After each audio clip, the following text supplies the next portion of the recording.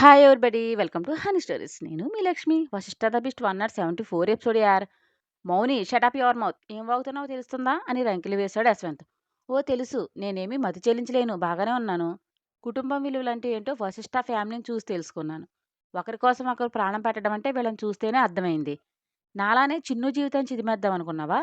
నీకేం రైట్స్ ఉన్నాయి దానికి దొంగ పెళ్లి చేయడానికి పూనుకున్నావు అంటూ అరుస్తూ, మేము నీ బానిసలమా? నువ్వేం చేసినా నోరు మూసుకుని పడి ఉండడానికి సిగ్గనేదే లేదా నీకు? మహా అంటిని చూడు, చూడగానే చేతులెత్తి మొక్కాలనిపించేలా ఉన్నారు. నువ్వు చూసుకో ఎలా ఉన్నావో అని తల్లి అని కూడా చూడకుండా కడిగి పాడేశాడు మౌనీష్. వాహ్! వశిష్ఠ భలే ట్రైనింగ్ ఇచ్చావు. నువ్వెంత కిలాడివో నాకు బాగా తెలిసింది. నా వాళ్ళందరినీ ఒక్కొక్కరిగా నాకు దూరం చేస్తూ మైండ్ గేమ్ ఆడుతున్నావు కదూ అంటూ క్లాప్స్ కొట్టాడు యశ్వంత్. నీలా నీచ పాటలు నేను ఆడను. నా ఇంట్లో కెమెరా పెట్టి నీ స్థాయిని నువ్వే దిగజార్చుకున్నావు. ఛీ! నువ్వెంత కుసంస్కారం అనుకోలేదు. ఏదైనా ఫేస్ టు ఫేస్ ఫైట్ చేయాలి. గుంటనక్క వేషాలు వేస్తూ పెద్ద పుడింగిలా ఎగరకు. ముందు నా ఇంటి నుంచి బయటకు నడు అన్నాడు వశిష్ఠ. కెమెరాలు పెట్టేంత అవసరం నాకేం లేదే. ఇది కొత్త గేమా? యుద్ధంలో గెలవడం ముఖ్యం, అది ఎలా గెలిచామనేదే అనవసరం. అదే రాజనీతి. వెన్నుపోటు పొడిచేవాడికి అదే గతి పడుతుంది. ఇది చరిత్ర చెబుతున్న నీతి. అది మర్చిపోకు అని వాళ్ళని తీసుకురండి అంటూ పిలిచాడు వశిష్ఠ. గార్డ్స్ ఇద్దరి పెడరెక్కలు విరిచి తీసుకొచ్చారు. వాళ్ళ వైపు కాల్చేలా చూస్తూ, చెప్పండ్రా స్కౌండ్రల్స్, మీరెవరో చెబితే నా ఇంట్లో కెమెరాలు ఫిక్స్ చేశారు అంటూ దవడలు పేలగొట్టాడు వసి. సార్, నేనైతే కెమెరా పెట్టలేదు. నా ఫ్యామిలీ మీద ప్రామిస్. మీతో గేమ్స్ ఆడే సాహసం నేను చేయలేను. అన్ని ఈవెంట్స్కి నేనే డెకరేట్ చేశాను. ఎన్నాళ్ళుగా చూస్తున్నారు, మీకు తెలీదా? వీడు చేసుండాలి. అందులో నాకు ఎలాంటి సంబంధం లేదు. ప్లీజ్ నన్ను ఏం చేయకండి అని వేడుకొన్నాడు ఆ పర్సన్. అతన్ని అసిస్టెంట్ జుట్టు పట్టుకుని గుంజుతూ, చెప్పరా ఎవరు చెప్తే చేసావు అని మెడ వెనక్కి విరిచాడు.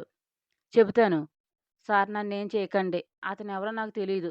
ఇక్కడికి వస్తుండగా దారిలో కాసి నాకు డబ్బా చూపించి కెమెరా ఫిక్స్ చేయమని చెప్పాడు అని వణికిపోతూ చెప్పాడు అసిస్టెంట్. వాడిని చూస్తే గుర్తుపడతావా అని కళ్ళ నుండి నిప్పులు కురిపిస్తూ అడిగాడు వశిష్ఠ. ఈవిల్ స్మైల్ ఇస్తూ, చెప్పలేడురా, తనకు ఆఫర్ ఇచ్చినవాడు ఎవరనేదే వీడికి తెలియదు కదా, ఏం చెబుతాడు అని ఇన్నర్లో అనుకున్నాడు యశ్వంత్. లేదు, అతను మాస్క్ వేసుకున్నాడు అని భయంగా చెప్పాడు. ఎవరైనా మనీ ఇచ్చి బాంబు పెట్టమంటే పెట్టేస్తావరా?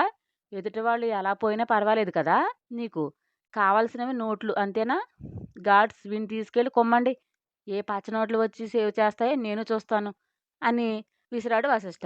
ఈ డ్రామాలు కట్టిపెట్టి వశిష్ఠ, నువ్వే కెమెరా పెట్టుకుని మా మీద నిందలు వేస్తున్నావా అని రేగాడు ఠాగూర్. అచ్చా, మరి నువ్వు ఇప్పుడు ఇక్కడికి ఎలా వచ్చావు? ఆకాశవాణి నీకు వార్త సమాచారం అందించిందా నీ తమ్ముడు ఇక్కడ ఉన్నాడని? మన మోక్ష వచ్చిన రోజున ఎక్కడ వెతుక్కోకుండా సరాసరి అత్తారింటికి వచ్చిన కొత్త అల్లుళ్ళ తిప్పుకుంటూ వచ్చావు, ఎలా తెలిసింది అని రౌద్రవదనంతో అడిగాడు వసి. నేనేమైనా కూరగాయలు అమ్ముకునే హౌలేగన్నా ఏంటి? ది గ్రేట్ ఠాగూర్ సంస్థల చైర్మన్ని అని రెక్కేస్తూ, నాకుండే నెట్వర్క్ నాకు ఉంటుంది అని బేరాలు పలికాడు. వినేవాడు వెర్రోడైతే చెప్పేవాడు చెలరేగిపోతాడంట వశిష్ఠ. అలా ఉంది వీడి వాలకం. అంత నెట్వర్క్ ఉన్నవాడివి చెల్లెలు కాంపిటీషన్లో ఎలిమినేట్ అయితే ఏం పీకాడు? తన బ్రదర్ వచ్చి ఇన్ని నెలలు అయితే నువ్వు ఎప్పుడొచ్చావు అని ఎందుకు అడిగాడో చెప్పమను అని కోపంగా అన్నాడు అరవింద్. అప్పుడు సార్ గారి నెట్వర్క్ హిమాలయాలకు వెళ్ళింది తపస్సు చేసుకోవడానికి. ఈ మధ్య బ్లాక్ మ్యాజిక్ నేర్చుకుని తిరిగి వచ్చింది కదా అని సాగదీశాడు వశిష్ఠ. నువ్వెవడవురా నన్ను క్వశ్చన్స్ వేయడానికి?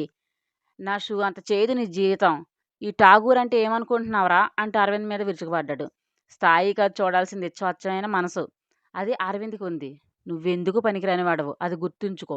కోట్లున్నా నీకు బుద్ధి మాత్రం లేదు అని హెచ్చరించుకున్నాడు వసి. లుక్, నీతో నాకు వాదనలు అనవసరం. నీ గుట్టి ఇప్పుడు నా చేతిలో ఉంది వశిష్ఠ.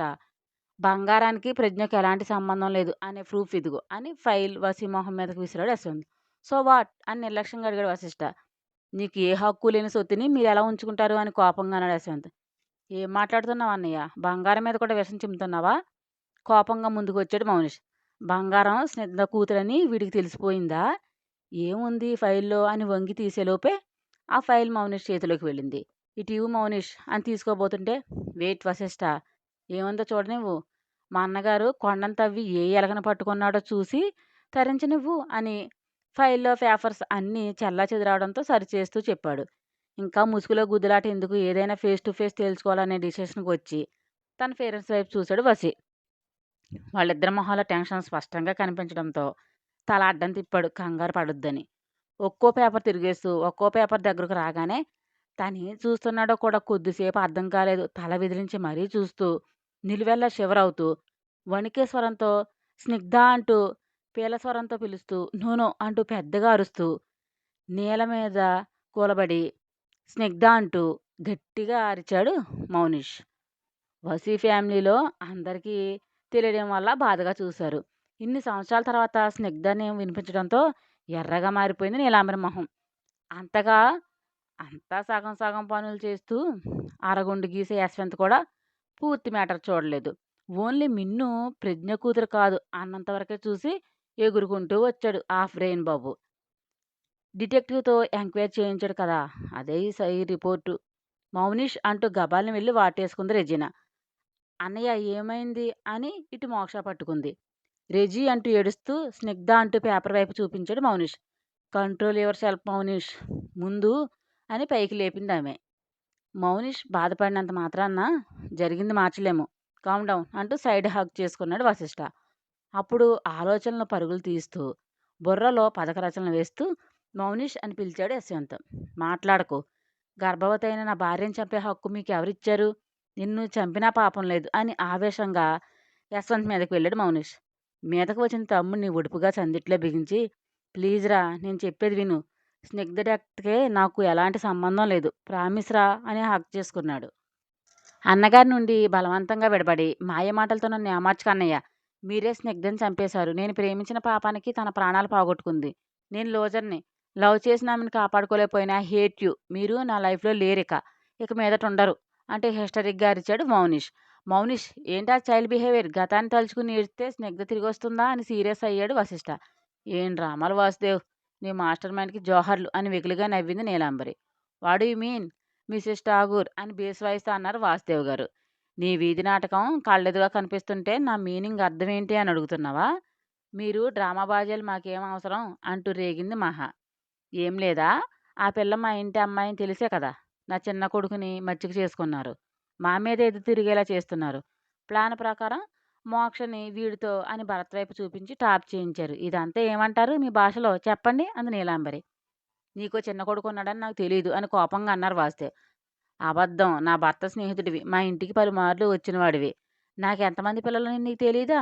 అని అరిచింది నీలాంబరి. నువ్వు గొంతు చించుకున్నంత మాత్రాన మాకేం ఊడదు గాని ఇక ఆగు అంటూ సీరియస్‌గా అన్నాడు వశిష్ఠ. నాకు నీ పొగరంటే మంట. నీకు సంస్కారమే లేదు అని కోపంగా అంది నీలాంబరి. ఎదుటి వాళ్ళ ప్రవర్తన బట్టి నా సంస్కారం ఏ పాళలో ప్రదర్శించాలో నాకు తెలుసు. సో, మీ మాటలు చాలించి బయటికి నడవండి అంటూ డోర్ వైపు చేతిని చూపించాడు వసి. అలా ఉత్తినే చేతులు ఊపుకుంటూ ఎందుకు వెళ్తాము? మా సొత్తుని తీసుకునే వెళ్తాము అని క్రూయల్‌గా నవ్వాడు యశ్వంత్. నీ సొత్తా? ఏ ధనరాశులు ఎక్కడేమైనా మొరగబెట్టావా? అని యాటిట్యూడ్‌గా అన్నాడు వసి. కోట్లు పెట్టినా కొనలేని బంగారు గని మిన్ను. నా ఇంటి వారసురాలు. అది మా సొత్తు కాదా? అని పొగరుగా అడిగాడు యశ్వంత్. అచ్చా! ఆహా! ఎలా అయింది నీ సొత్తు? నీదంటే నాలుక తెక్కొస్తాను అని ఫైర్ అయ్యాడు. తను ఠాగూర్ ఇంటి రక్తం. కాదనే హక్కు నీకే కాదు. నీ తలలో జేజమ్మకు కూడా లేదు. ఏ వాసుదేవ్ నేనన్నది నిజమేనా? అంటూ పెచ్చిపోయింది నీలాంబరి. ఎందుకు లేదు నీలాంబరి? మిన్ను తల్లి నా ఇంటి బిడ్డ. మీది అనగానే వణికిపోతే మీలాంటి నీచుల చేతికి ఎలాగ అప్పగిస్తాం? అని రూడ్‌గా అన్నారు వాసుదేవ్. మీ ఎచ్చులు కట్టిపెట్టి బంగారాన్ని మాకు అప్పగించండి అని రేగాడు యశ్వంత్. ఏ హక్కుంది మీకు అడగటానికి? అని. ఏ మౌనిష్ నీకు హక్కుందా?